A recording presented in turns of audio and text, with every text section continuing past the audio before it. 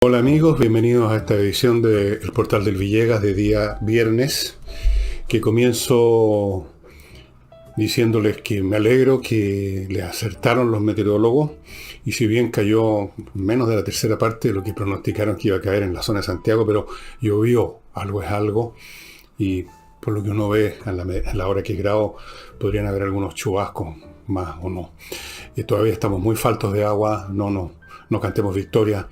Los embalses se han estado vaciando y el problema hídrico no se ha solucionado, ni mucho menos porque llueva un día por unos segundos así fuerte, y después hay que ver los resultados, los milímetros, los litros de agua por metro cuadrado.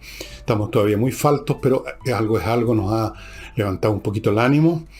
Y vuelvo a insistir, cuando hago bromas con los meteorólogos, yo tengo muy claro, porque alguna vez, entre las tantas cosas que he estudiado o leído, por lo menos para tener una idea, agarré un libro de meteorología muy entretenido, y ahí uno se da cuenta de lo complicado que es el sistema dinámico que conforma la atmósfera y lo imposible que es hacer predicciones a la pata, como en todo orden de cosas, por lo demás, en política, por ejemplo.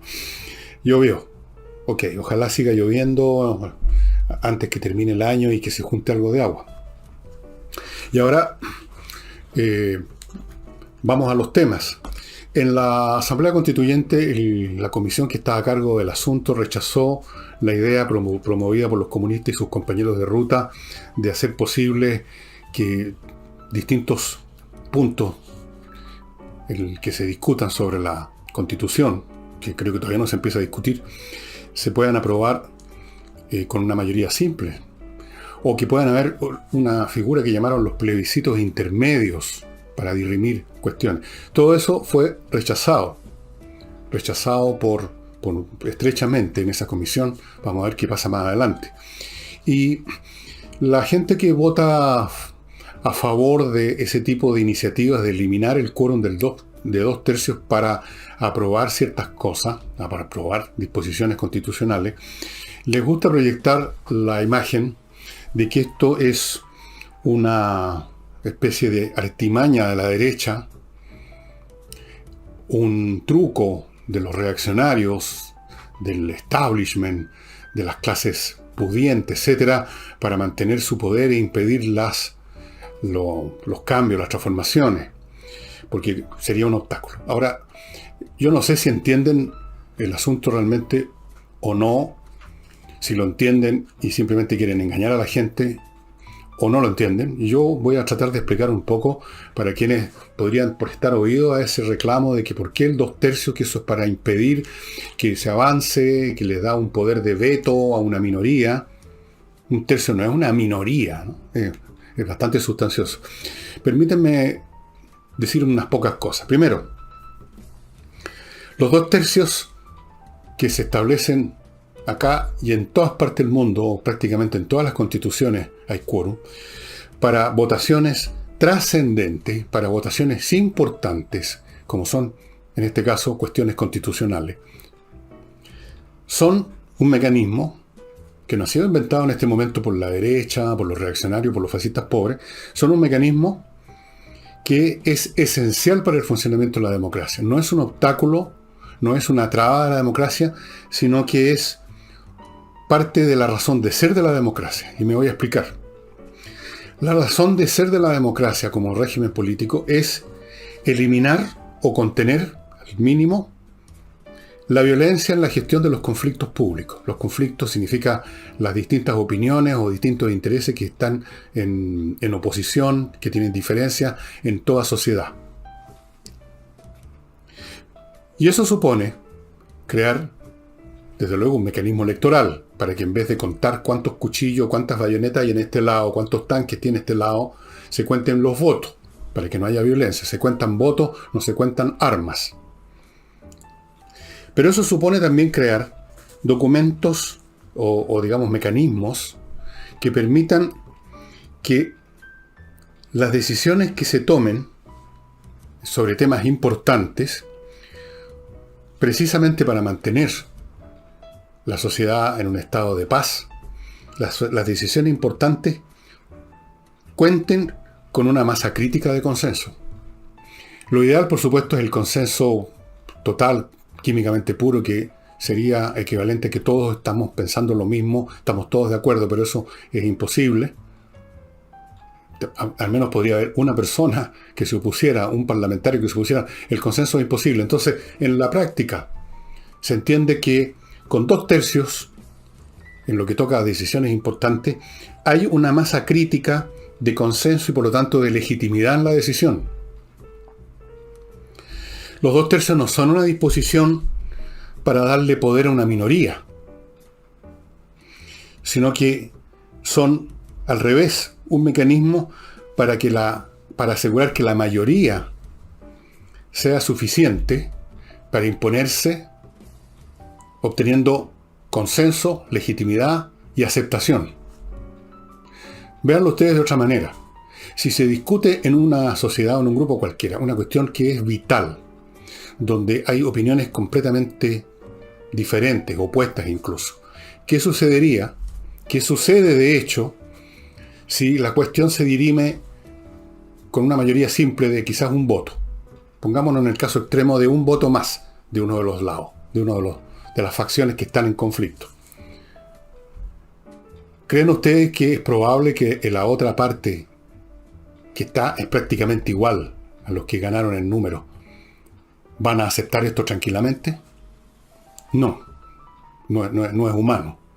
Por eso que se exige para cosas súper importantes que al menos haya una mayoría de 2/3 de forma que los que no están favoreciendo la postura que ganó con 2/3 estén en una clara situación de inferioridad numérica y tengan que aceptar el asunto. Hay una masa crítica de legitimidad, de consenso, un mínimo, una masa crítica mínima con los 2/3. Es lo que hace posible la democracia. De hecho, el entero sistema democrático se basa exactamente en eso, en la legitimidad, en la aceptación. Hay sistemas políticos que se han basado en la creencia de la gente de que el rey, el que gobierna, ha sido puesto ahí por Dios, el derecho divino a la realeza. Pero fíjense ustedes que ahí incluso está indirectamente funcionando la aceptación. La gente acepta la teoría, la idea de que Dios puso a alguien ahí a mandar.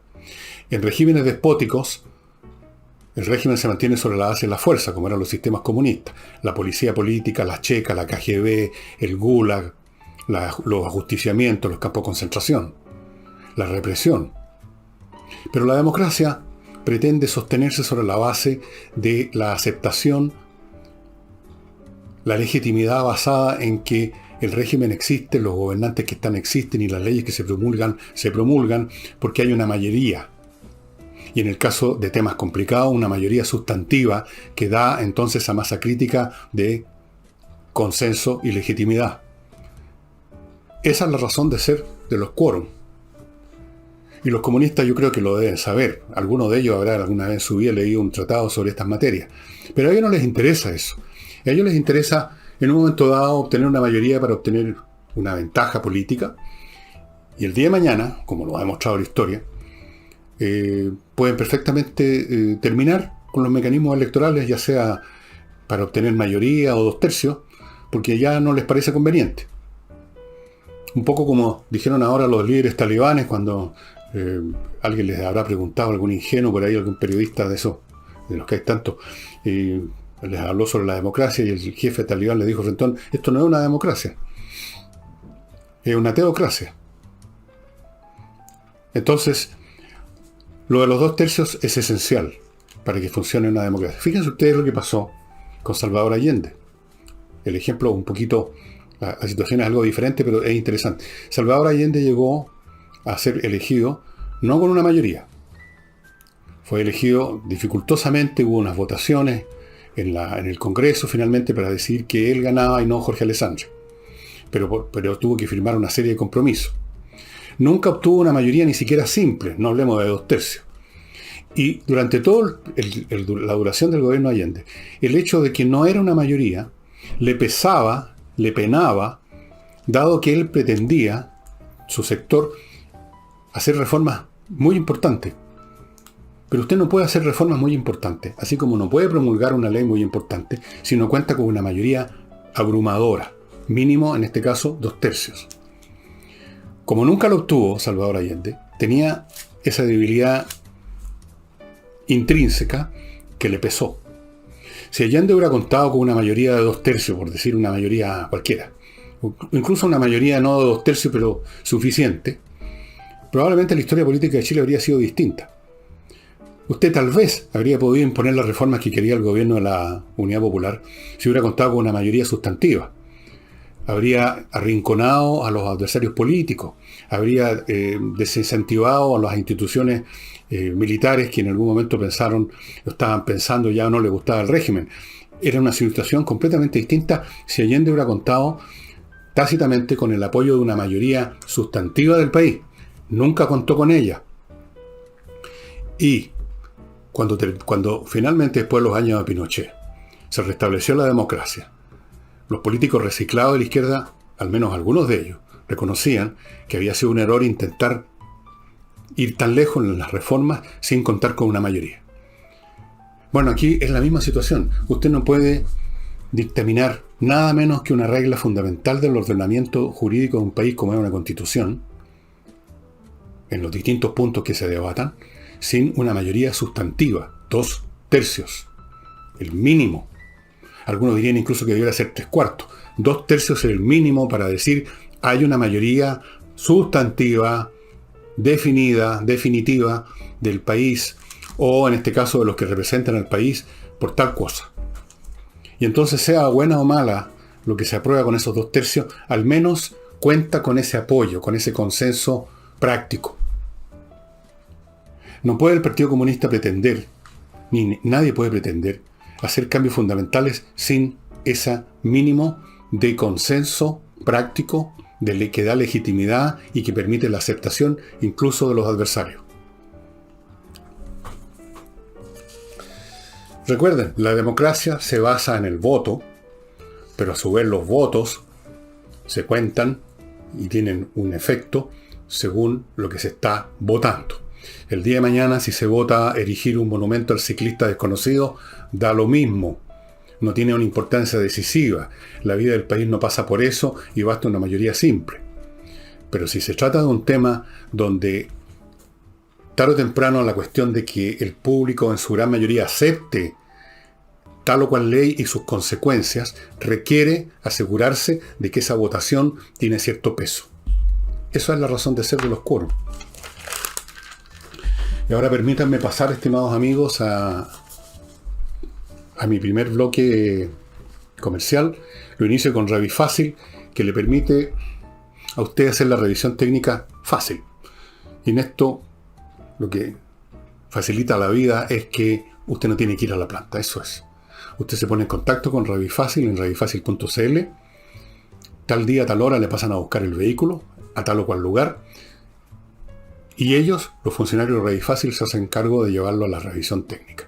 Usted no tiene que molestarse, usted está en sus asuntos, no gasta ni un minuto en el asunto. Revifacil.cl, estimados amigos, 10% de descuento a los que digan que llegaron ahí por vuestro servidor aquí presente. Y luego les quiero mostrar Zapper, este aparatito muy interesante que, como ustedes ven, tiene dos contactos. Aquí tiene un interruptor. Usted se lo aplica en cualquier parte del cuerpo.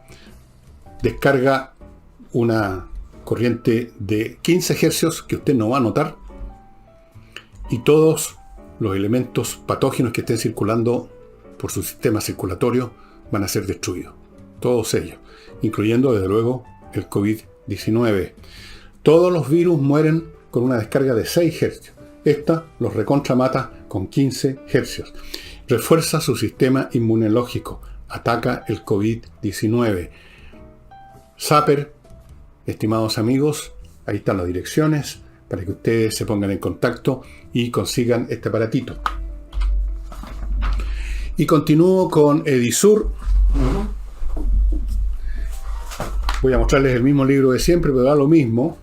Edisur, esta editorial chilena que ahora tiene un local físico en Compañía 1025, pero usted se puede contactar con ellos por internet simplemente, y que ofrece lo que ustedes ven acá atrás mío, estos paquetes con 3, 4, 5, 6 libros de un autor o de un tema, todo el paquete, o libros sueltos como este de Niccolo Maquiavelo, el gran cientista político del siglo XV, italiano por supuesto tenía que ser. Todo esto al alcance de su mano en la librería. Esta en Compañía 1025 tienen más de 10.000 títulos y hay algunos que parten en 500 pesos. Así que no nos cuente más el cuento que no lee porque no tiene plata, porque hay... Por 500 pesos yo creo que se puede comprar un libro por 1.000, 2.000, 5.000, de más. Edisur, estimados amigos, entren al sitio de ellos y vean todas las cosas que tienen a su disposición esta editorial. Y continúo con inviertanusa.cl, esta empresa chileno-norteamericana que lo ayuda a usted a invertir en Estados Unidos. Lo primero que sucede cuando usted llega al sitio es que le ofrecen cientos de opciones inmobiliarias en Estados Unidos de todo tipo, 3.500 franquicias, un día puede ser 3.600, otro día 3.400, para que usted coja las más interesantes que le puedan parecer. Le abren cuenta corriente en bancos norteamericanos, le consiguen crédito hipotecario en los bancos norteamericanos, le ayudan a constituir sociedades en Estados Unidos, lo asesoran paso a paso, le consiguen, si usted quiere, visa de residencia, etcétera, etcétera, etcétera. Yo creo que no se puede pedir más. Invierta en USA.cl. Y yo quiero insistir en este tema de los 2 tercios, porque esta mecánica de pedir cosas por un lado, de subirse al ómnibus de la democracia y hablar de la democracia y de que hay que abrirle el camino a la soberanía popular y el pueblo aquí y el pueblo acá, un discurso que el Partido Comunista siempre ha entonado, pero cuando llega el momento de los que hubo, entona uno muy distinto. Impone una dictadura, impone una autocracia, impone el infierno, literalmente. No mucho mejor que el de los talibanes. Entonces, ojo cuando empiezan esos cantos sirena de que hay que abrirle las anchas puertas de la historia a la participación popular, que nunca la permitieron en sus propios países, los países comunistas, cuando le quieren abrir las anchas puertas a cualquier votación para poder ellos, que son expertos en el arte de manipular a los compañeros de ruta y aprovechar las coyunturas para obtener lo que quieren, a veces ni siquiera con una mayoría simple, con una minoría organizada. Ojo con eso. Por eso que era tan importante lo de los 2 tercios y sigue siendo importante. Porque el día de mañana, y lo he dicho aquí otras veces, si Chile, en un rapto de eso de la inteligencia que dice Piñera que tenemos, decide irse al infierno, pero hay 2 tercios para eso, ¿qué? Pues nos vamos al infierno. Pero primero que esto esté decidido por una gran mayoría del país. Si la gran mayoría del país quiere pegarse un balazo, ok, nos pegamos un balazo. Pero no que nos obliguen a pegarnos un balazo porque en un momento dado, en un día determinado, una mañana cualquiera, en el Congreso, en la Asamblea Constituyente, se armó una maquinita política y sacaron lo que querían. No, señores. Y continúo con un nuevo... Esto ya es repetitivo. Un ataque criminal en Tirúa, como ustedes saben. Esta vez 2 muertos. Uno de ellos quemado vivo. El otro una mujer joven que salió corriendo tratando de arrancar y la balearon hacia quemarropa. O sea, a sangre fría. Ni siquiera una persona que se estaba defendiendo. Estaba huyendo. Le dispararon y la mataron. Ahora, las autoridades, por lo que he escuchado, están muy deseosas de culpar de esto, como tratando de así aligerar el peso político de la cuestión, al narcotráfico. Dicen que el crimen, dadas las condiciones en que se produjo, dado la identidad de alguna de las personas, uno de ellos tenía un prontuario como narcotraficante, esto probablemente es un tema de narcotráfico. Puede ser, pero eso no quita responsabilidad al gobierno por haber permitido, en primer lugar, que se instalen en esa zona bandas de narcotraficantes que hacen estas cosas. Y estas bandas de narcotraficantes llegaron a instalarse en el sur porque simplemente esa zona la dejó completamente fuera de su control el Estado. Y esos grupos además actúan como los financistas como los socios en el gran emprendimiento que se lleva a cabo en Araucanía, con la CAM y otras organizaciones terroristas, políticas, si ustedes quieren, o de combatientes. Entonces el gobierno no elimina, no disminuye en absoluto su responsabilidad o su responsabilidad política diciendo que esto es un tema que parece ser vinculado con el narcotráfico. No es menos grave. No es menos grave. Todo lo que está ocurriendo ahora en la llamada macrozona sur tiene que ver con que el Estado abandonó su responsabilidad número uno, que es mantener orden público. Que el crimen lo cometan unos narcotraficantes. Que otro día sea una organización de combatientes que torturan y despanzurran a una persona. O que mañana sea la CAM que dispara quemarropa a unos camiones y mata a alguien o queman camiones. Ya lo mismo a esta altura, cuál es la identidad particular de los que cometen esos actos, porque en primer lugar son socios, no están desvinculados unos con otros, lo mismo que pasaba en Colombia con la FARC y su relación con los productores de cocaína o de coca. Eso en primer lugar. Y segundo, porque este tipo de situaciones ocurren en el contexto de un Estado que ya simplemente no se atreve a meterse ahí, o cuando se mete lo hace débil, tibiamente, incompletamente, se retiran al primer problema. Y tanto es así que el gobernador de Biobío, don Rodrigo Díaz, le pidió la renuncia al ministro Delgado. Exige que el presidente destituya al ministro Delgado, al ministro del Interior. ¿De qué serviría? Les pregunto yo. Perdóneme, señor Díaz, ¿de qué serviría? Si hemos tenido cambio de ministro del Interior. Y todos han hecho exactamente lo mismo. Todos, ante estos hechos, hablan de llevar a los responsables a la justicia. Y entre otras cosas, el señor gobernador dijo justamente que estaban cansados. Estamos, dijo, porque yo creo que con buenas razones representa a toda la población de la zona. Estamos cansados de los anuncios, de las querellas, o sea, de los anuncios de querella, porque ni siquiera se llegan a concretar las querellas la mayor parte de las veces. Fuera de eso, estimados amigos, la multigremial nacional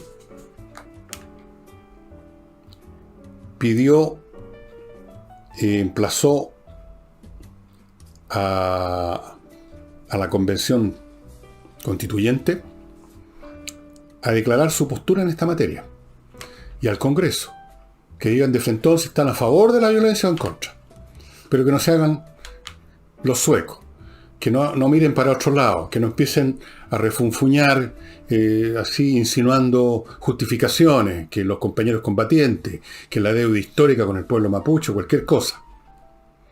¿Sí o no? ¿Les parece bien la violencia o les parece mal?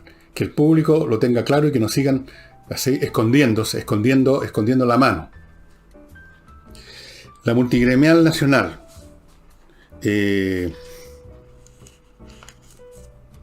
qué sirven estas declaraciones del señor gobernador del Biobío? ¿De qué sirve la declaración de la multigremial? De nada. Manifiestan. No tienen consecuencias, sino que son simplemente manifestaciones, que es muy distinto de el cansancio, la rabia, la impotencia de los que tienen que ver con esa zona, los que viven ahí, los que trabajan ahí, los que tienen negocio ahí, o los que pasan por ahí como los camioneros. Yo diría que tiene molesto a todos los chilenos que todavía creemos que existe una cosa que se llama República de Chile, que todavía existe una cosa que se llama patria, que todavía existe un territorio nacional, y naturalmente, vivamos o no vivamos en la Araucanía, nos tiene hasta la tusa un gobierno que simplemente anuncia querellas, o ahora está con este cuento de que no, sí, es que esto es una acción criminal de narcotraficantes, como si eso fuera más leve, un pecado venial. No, es exactamente igual, es el resultado de la misma lenidad con que se han tratado estos casos, la misma impotencia con que actúa el Estado, más bien dicho, no actúa, la misma cobardía, el mismo abandono del primer deber de todo Estado, que es resguardar el orden público y desde luego mantener una zona en paz y que la gente que vive ahí se sienta segura. Eso no lo ha hecho.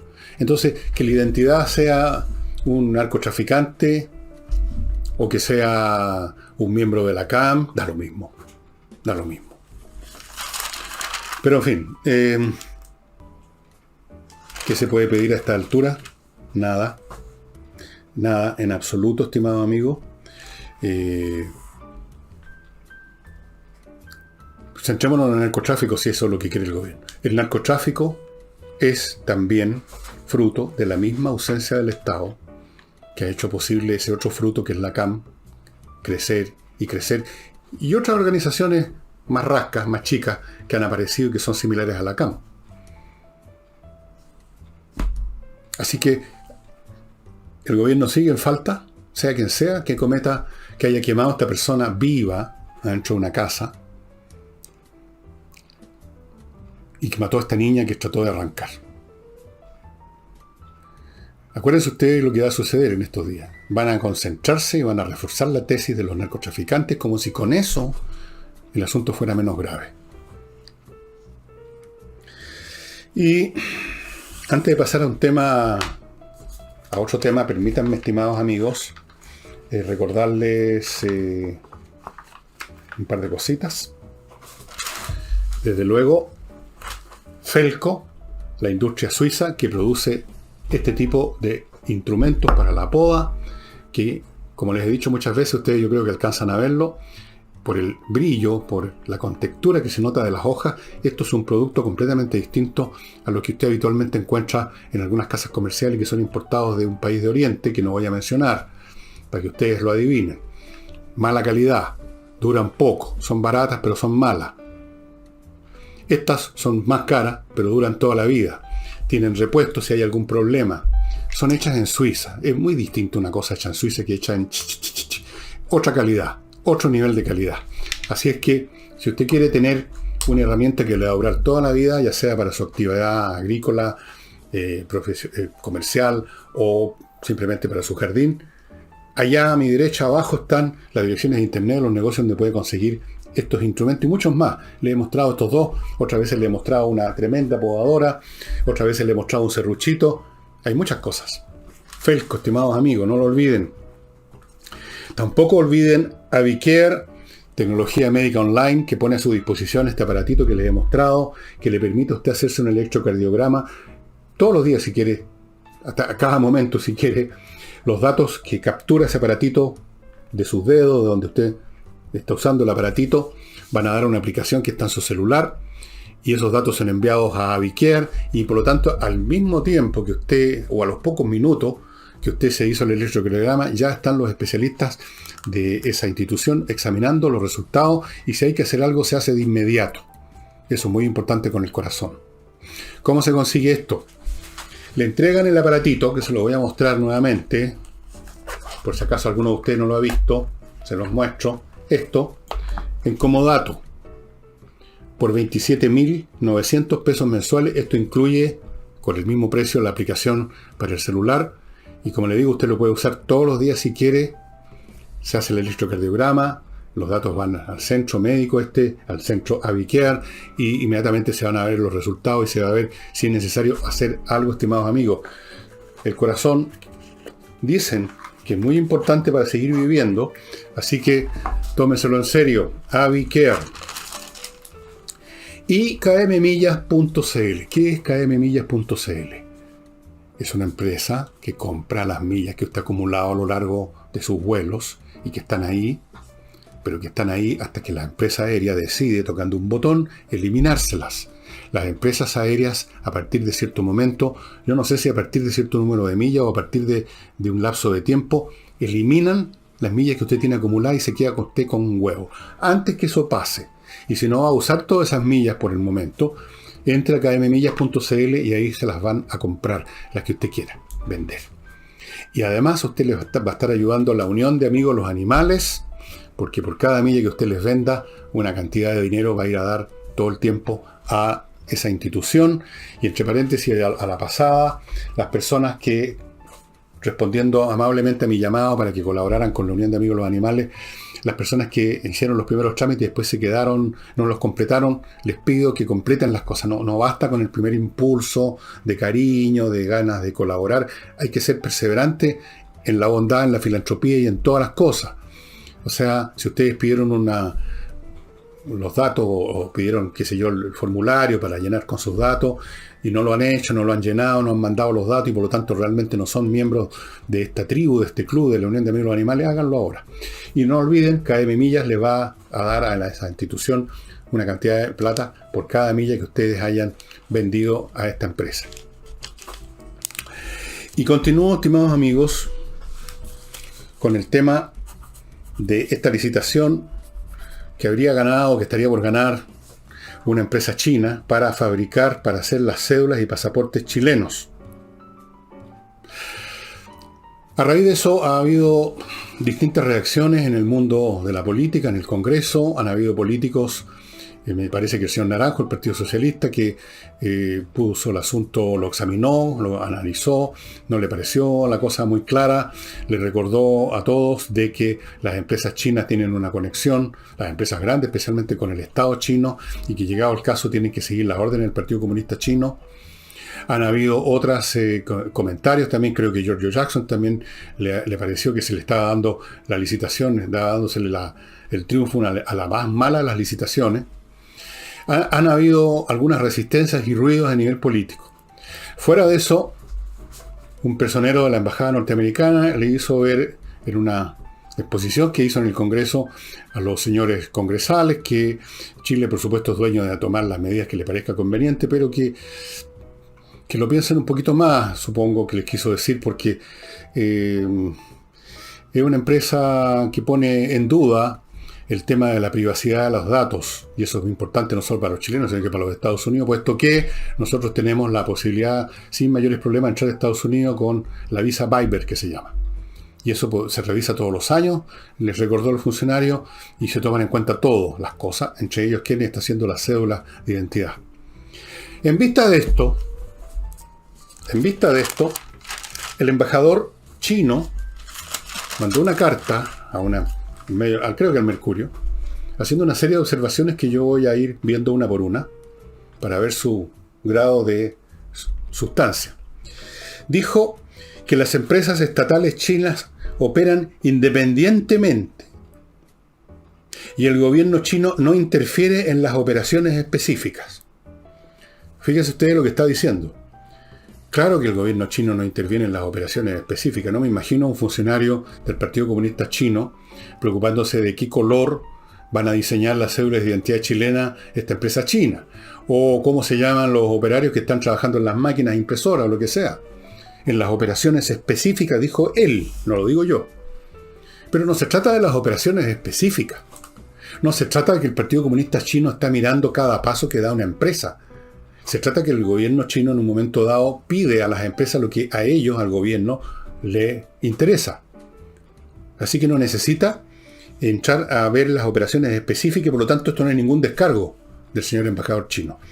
Dijo que las empresas incluso chinas, incluso estatales, como todas las empresas del mundo, cotizan en la bolsa. Eso es irrelevante. Claro, cotizan en la bolsa. ¿Y qué? ¿Qué tiene que ver eso con que en algún momento el Partido Comunista Chino, o sea, el gobierno chino, les pida tal o cual cosa? Nada que ver. No está refutando con este punto el embajador chino la preocupación de Naranjo y otros congresales chilenos. Tercero, dijo que las empresas chinas operan con estándares operativos similares a los de empresas europeas y norteamericanas. Otra cosa que es irrelevante, los estándares operativos, cómo funcionan, si están en la bolsa o no, cosas como esa, cómo operan en la fabricación, en la producción, en el diseño, en el marketing. Por supuesto que eso no le interesa al gobierno chino. Lo que interesa al gobierno chino es lo que le interesa en un momento dado, que esa empresa le pueda entregar, ya sea información, penetración en otro ámbito, etc. Tampoco este punto entonces refuta las preocupaciones de los congresales chilenos que se atrevieron a abrir la boca en esta materia. Y digo atrevieron, porque hoy en día no es llegar y ponerse por delante de China. Dijo luego el señor embajador que el gobierno chino nunca ha exigido a las empresas que proporcionen información de sus operaciones en el extranjero. Eso es mentira de Frentón. No es ya un argumento sinuoso como esto de las operaciones o específicas. Aquí está diciendo una cosa que es cierta, pero que al mismo tiempo es irrelevante, pero no es una mentira directa. Esto de decir que el gobierno nunca ha exigido es falso. Simplemente es cuestión que ustedes entren a ver las experiencias que han tenido en Malasia, en ¿cómo se llama? En Hong Kong, en Vietnam del Sur, en Estados Unidos, en Australia. Claro que se meten, claro que piden información, claro que interfieren. No interfieren todos los días. No están metidos en las cosas, en las operaciones específicas. Pero si eso no es lo que interesa. No interesa si el gobierno chino está con el señor Xi Jinping mirando cómo se fabrican los pasaportes chilenos y cómo los empaquetan. No. Pero el día de mañana el gobierno chino puede querer tener acceso a cierta información que está vinculado a estos documentos, y en ese momento va a pedir la va a pedir, en ese momento va a interferir. No necesita hacerlo antes, ni después. Ese es el punto que el embajador chino no pudo responder, no respondió, porque no podía hacerlo, porque es mentira.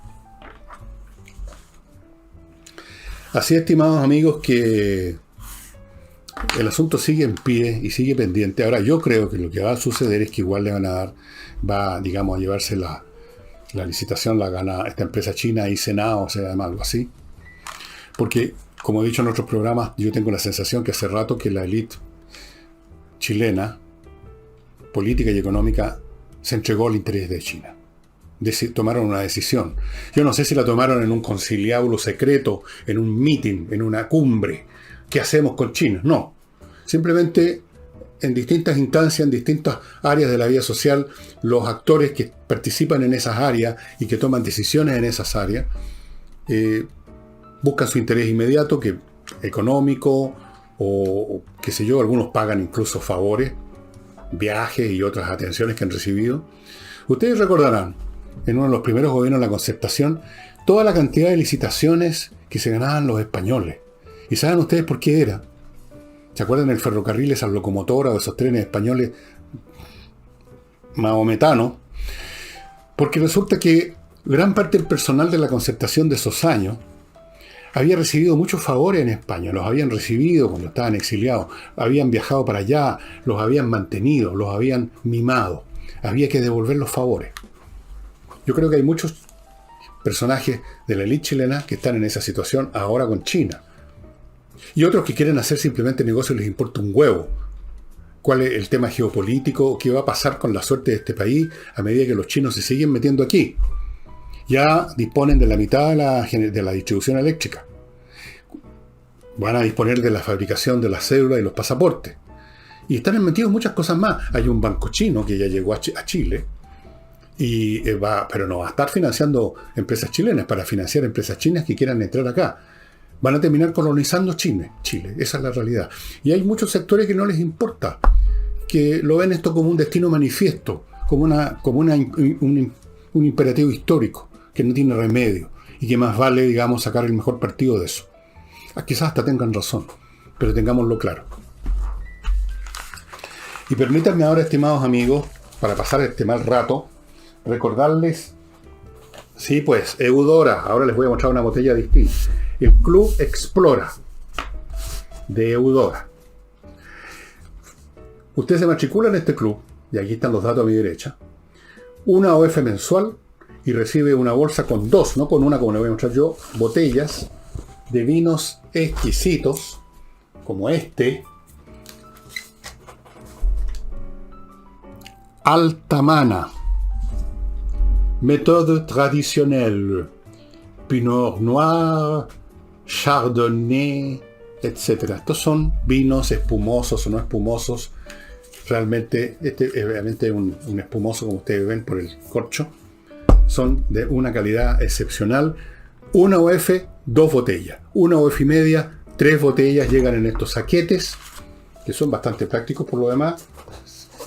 Sirven para llevar un tablet, me imagino, de después. Y usted, si tiene el gusto de probar un vino exquisito, 2 botellas o 3 botellas una vez al mes por una OF o una OF y media. ya me parece una muy buena opción. Notariospress.cl, ya sabe, quiere sacar sus papeles rápido, entra a notariospress.cl, lo hace prácticamente todo ahí, solo tiene que ir a la notaría, no a instalarse por hora, sino a recoger el papel, firmarlo frente a los funcionarios y se va, minutos en vez de horas. Notariospress.cl. Para ahora tener una parte de sus recursos financieros en una forma sólida que usted tiene en sus manos, compreoro.cl, compre oro y o compre plata. Lingotes de plata, de oro como este, lingotes de oro como este, valiosos, usted los tiene en sus manos, en su poder, nadie se los va a mover, digamos, de valor, no están flotando en la estratosfera del internet, están en su casa, en su oficina, en su caja fuerte, y los lleva personalmente donde usted quiera y en todas partes se los van a recibir. En casos de emergencia, tener bienes tangibles de valor es muy importante. Compreoro.cl. ¿Y el corredor más rápido de Chile cómo se llama? A ver. Exacto, Ángel Hey, el hombre que vende rápido su propiedad inmobiliaria. Punto. Hágame caso, me lo va a agradecer. Y Lotus Air les comunica, amados hermanos, que su segunda partida que llegó de estas máquinas que producen peróxido de hidrógeno, que destruyen todos los patógenos del aire en el recinto donde usted está, en su peluquería, en su casa, en su cafetería, en su oficina, en su despacho de abogado, y con la máquina funcionando usted puede respirar al lado sin ningún problema porque es neutro para el ser humano, para cualquier mamífero. Les comunico que se está acabando la segunda partida que llegó de estos productos diseñados en colaboración con la NASA. Lotus Air, no pierdan tiempo, ya vayan entrando. No pude creerlo cuando vi la noticia, o me la contó alguien, de que Marcos Enrique Ominami pretende ser candidato presidencial. O sea, pretende ser presidente de la República, aunque no sé si realmente lo pretende, pero quiere ser candidato porque ser candidato produce ganancias políticas, y a veces también de las otras. El hombre que estuvo metido en un juicio por irregularidades, el asunto creo que no ha terminado. ¿Se acuerdan ustedes? Esto fue hace tanto tiempo ya, antes de la pandemia, antes del llamado estallido social, que a uno como que parecen cosas de la época colonial, pero no hace 3, 4 años atrás. Un hombre que se ha ganado, parece últimamente en la vida, haciendo de chambelán de todos los revolucionarios de América Latina. Siempre está metido al medio. Es como ese personaje Sully, ¿cómo se llama? Que estaba en todas. Ese personaje de una película. Selig, ¿se acuerdan? Aparecía en todas partes. El medio aparece en todas partes. Se reúne en el foro de Sao Paulo, que es de los revolucionarios de América Latina. Ahí está. El presidente de Argentina quiere organizar una cuestión. Ahí está Meo. Quieren hacer algo acá en Chile. Ahí está Meo también, como una especie de señor Corales de la revolución latinoamericana. Este personaje con facha de, como he dicho tantas veces, de galán mexicano de los años 70, de teleserie, medio entre buen mocito, que habla así como saliviando y de corridito, que hace unas guiñadas y unos saltitos, así como Cantinflas, ¿no? Medio latino para sus cosas, así morenito, en fin. Bueno, ahí está, pues, quiere ser candidato. Y la señora Narváez, que no le gustó para nada esto, le pide poner por encima de su interés personal el interés superior del país. Bueno, medio complicado pedirle al Meo que ponga por encima el interés del país. De hecho, es complicado pedírselo a cualquier político. Poner por encima de sus intereses políticos, de sus intereses de poder, de su ambición, de su deseo de estar en el primer plano, de asegurarse la vida en todos los sentidos. ¿Poner por encima de eso el interés del país? No, pues, señora Narváez, Paula. No, y menos con Meo. ¿Cuándo ha puesto por encima de sus intereses personales, porque tiene un ego descomunal? ¿Cuándo ha puesto por encima de eso, bueno, los intereses del país? En todo caso, en la visión de él, como en la visión de tantos políticos, los intereses del país casualmente coinciden con los intereses de ellos, con sus intereses políticos. Y ellos saben cuáles son los intereses del país, pero naturalmente para que esos intereses puedan ser bien resguardados y promovidos, hay que elegirlos, hay que mantenerlos ahí, en el circo tres pistas. Es una petición que no tiene mucho sentido. La señora Narváez, por lo demás, también pretende llegar a la presidencia. Yo no sé si ella ha puesto los intereses superiores del país por encima de los suyos. Yo creo que ningún político de los que conocemos, de los que tenemos ante la vista hoy en día, ha hecho nunca ese ejercicio. Si hay alguno, perdón, se me pasó por alto. No es que sean malas personas, no es que sean unos monstruos, así. Simplemente son medianos nomás, espiritualmente hablando y no solo intelectualmente. O sea, sus ambiciones, su afán de figuración, de llegar arriba, su creencia infantil de que sus 3 o 4 clichés corresponden a grandes pensamientos que reflejan las necesidades de la nación. Todo eso es parte orgánica de esta gente. Y los que no piensan de esa manera, lamentablemente, y esto es una contradicción espantosa, y que serían los más necesarios para conducir los asuntos del país. O sea, las personas que efectivamente pongan los intereses por encima de su ego, que no tengan ambiciones individuales, que no estén preocupados del relumbre, de toda esa cosa. Esos son precisamente por definición los que no se meten a hacer política. En la política están los que se interesan en la política, en el poder, en llegar al poder, en llegar a los cargos, en mandar, en estar ahí en el escenario. Y esas personas suelen coincidir casi siempre con gente que tiene una dimensión, una magnitud espiritual muy modesta. Muy modesta. Y la prueba de esto, porque no crean que yo estoy haciendo una imputación gratuita y malévola, es simplemente observar lo que hacen y lo que dicen antes de llegar al poder o mientras lo tienen, o después. Y no solo en Chile, sino que en todas partes. Son pequeños en general. Sus disputas, sus rabias, sus intrigas, sus conflictos, su pensamiento. Es muy modesto, es muy pequeño. Y claro, pueden lanzar frases como esta porque forman parte del stock. Forma parte del stock de los políticos acusar a otros de no estar poniendo por encima los intereses del país. Pero ellos tampoco los están poniendo por encima. Están poniendo por encima sus intereses y por eso quieren que el otro ponga por encima los intereses del país para que se salga a la carrera. Eso es todo. Porque la señora Narváez dice que el interés, parece que ella cree que el interés superior del país consiste en que gane la izquierda. Yo creo que el interés superior del país, señora Narváez, es que no gane la izquierda. El día que gana la izquierda, el interés superior del país se va a la cresta. Ya se ha estado oyendo todo este tiempo. El interés superior del país pasa porque la izquierda sea reducida al papel de opositores perpetuos, de rezongadores perpetuos. A veces sirve que haya alguien que rezongue. A veces le achuntan a algo que hay que hacer y que no se ha hecho. Es bueno que hayan opositores. Ahí está bien. Pero el interés superior del país no pasa porque se baje Meo y se baje este de más allá y esténse usted y su unidad constituyente gane la elección y lleguen a la presidencia y se distribuyan los cargos y se distribuyan los pitutos y se distribuyan los privilegios.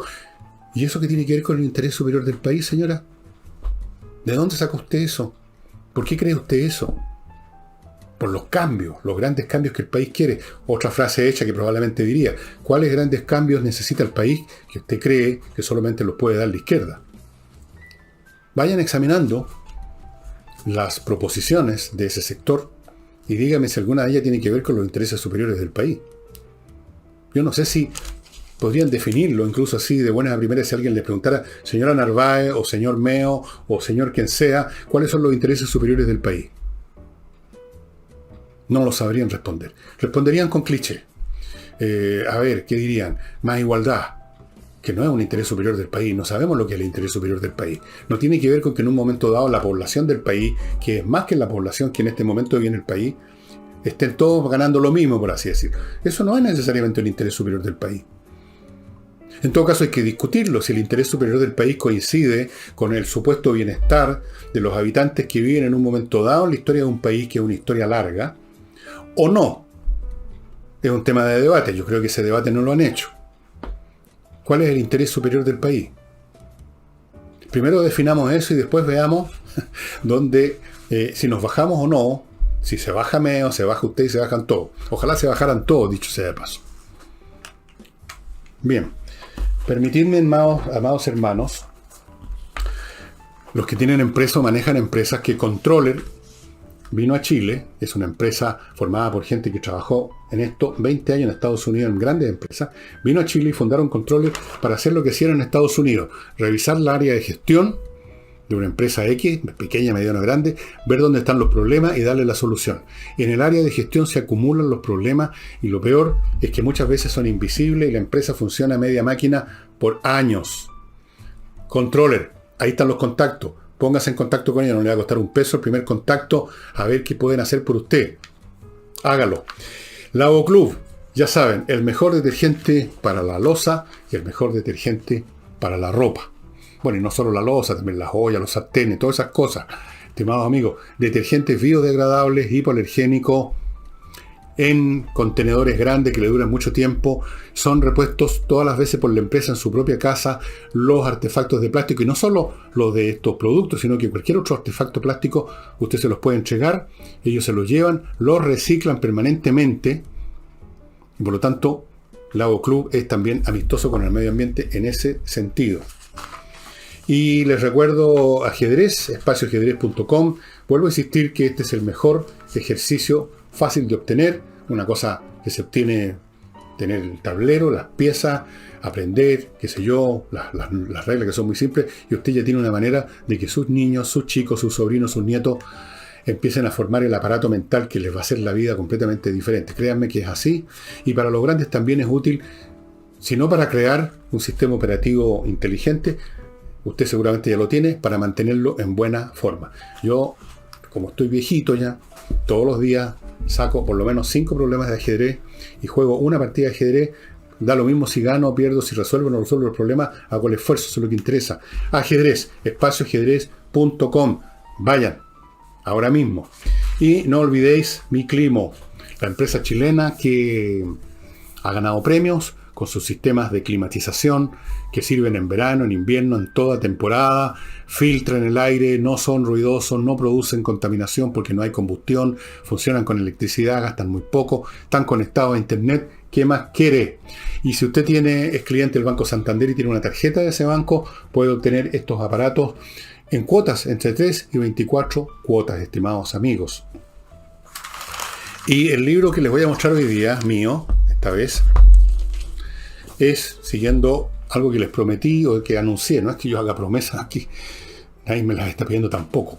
Yo les dije que en algún momento les iba a ir mostrando los libros que tengo sobre la Revolución Francesa, y les he mostrado 2 o 3, me parece. Ahora les voy a mostrar otro: Los días de la Revolución Francesa, de la French Revolution, de Christopher Hibbert, un muy buen historiador.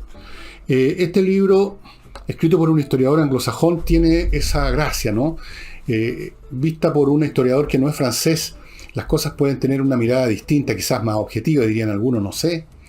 Pero además es un libro bastante breve. Aquí el epílogo está terminando en la página 304. Es un libro breve, pero muy sintético, muy... ustedes entenderían y van a entender si leen este libro rápidamente, en un libro que se lee en poco tiempo, el cómo, el por qué, el cuándo, los resultados, las consecuencias y la narrativa misma de la revolución, que es muy interesante per se, estimados amigos. Aquí hay un dibujo, por ejemplo, que hizo una persona que estaba en la calle viendo pasar a María Antonieta cuando la llevaban al patíbulo. Ahí la ven. Así se veía sentada en el carro que la llevaba a la guillotina. La dibujó un tipo que estaba entre la muchedumbre que se juntaba en las calles a ver pasar a los condenados. Muy interesante este libro. Bien. Los días de la Revolución Francesa, de Christopher Hibbert. Créanme que uno leyendo este libro, cualquier libro sobre la Revolución Francesa que sea de buena calidad, como lo es este, uno aprende un montón sobre todo tipo de revoluciones. No son todas iguales, pero hay una serie de patrones que uno los internaliza, que uno los asocia a otras cosas y sirven para comprender mejor lo que pasa incluso en nuestro país. Los días de la Revolución Francesa. Está en Amazon. Christopher Hibbert, un libro de un tamaño más bien reducido. Se lee muy rápido, es bastante entretenido, no hay ninguna complejidad, no hay un exceso de datos estadísticos que pudieran hacer árida la lectura, es muy narrativo. Y con eso, estimados amigos, termino el programa de hoy. Para mañana sábado, la verdad no tengo la más mínima idea de qué voy a tocar, pero buscaré, como de costumbre, algo que pueda ser interesante para ustedes según lo que yo crea. En este momento no lo sé, quizás más rato o mañana en la mañana, en algún momento se me va a ocurrir. Y eso sería todo, nos estamos viendo.